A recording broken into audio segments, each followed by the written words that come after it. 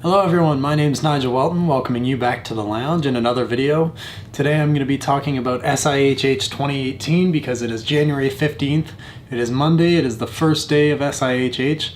So I'm going to talk to you guys about what my 3 favorite pieces are that have come out of it so far. And I'm also going to be talking about one honorable mention at the end, so make sure you stick around for that. I'd just like to say that you guys should check out the links in the description below because I will be crediting all the pictures that I use in this video down there.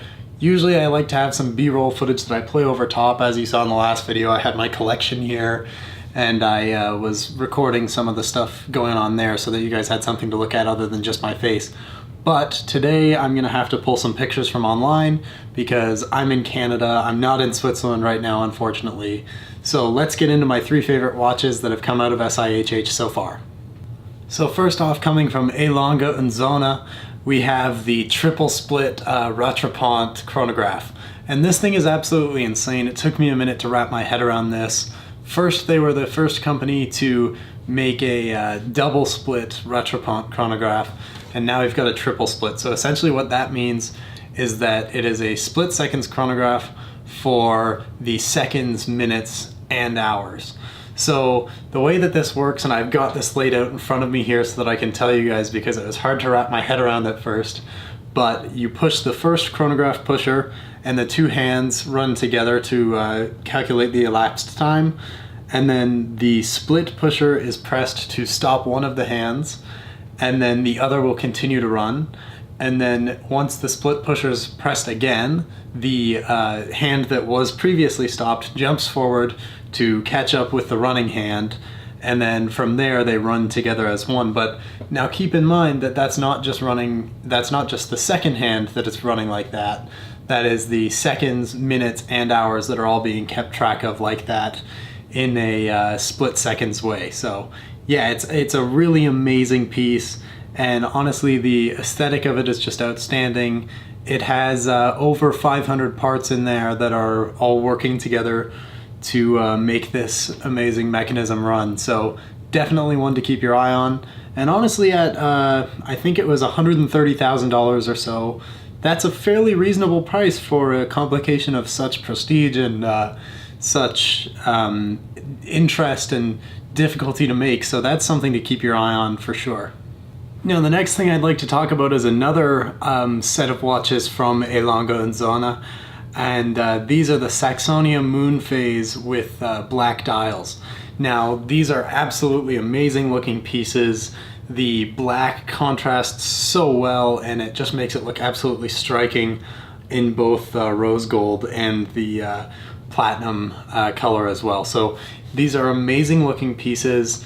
The dual window date aperture looks absolutely outstanding as well, and it is just such a classic looking piece, and I really love this one from Longo and Zona. So definitely another one there to check out, and if you guys like that, let me know down in the comments as well, because I think that the black dials look absolutely striking on them. Beautiful matte finish, and the way that that contrasts with the actual Moonphase indicator to me is just absolutely outstanding. And I really just overall love the look of this watch. The polished bezel looks amazing. The lugs are just, oh, I can't even explain how much I like the look of this watch. The leather strap on it, alligator leather, looks amazing. And overall, it's just such an excellently put together piece, and definitely something to keep an eye out for once it hits boutiques. The third and final watch that I'd like to talk about that I think is absolutely amazing is Vacheron Constantin's 56 day date. Now, Vacheron has come out with this new 56 collection is what they're calling it, and this day date looks absolutely amazing. Vacheron's classic styling is shown through in this watch, but it also has a bit of a modern aesthetic with the gray dial, and everything just looks absolutely beautiful on this piece. It is one of my favorites, absolutely, that has come out of SIHH. Very nice dressy watch, and it's got great calendar displays.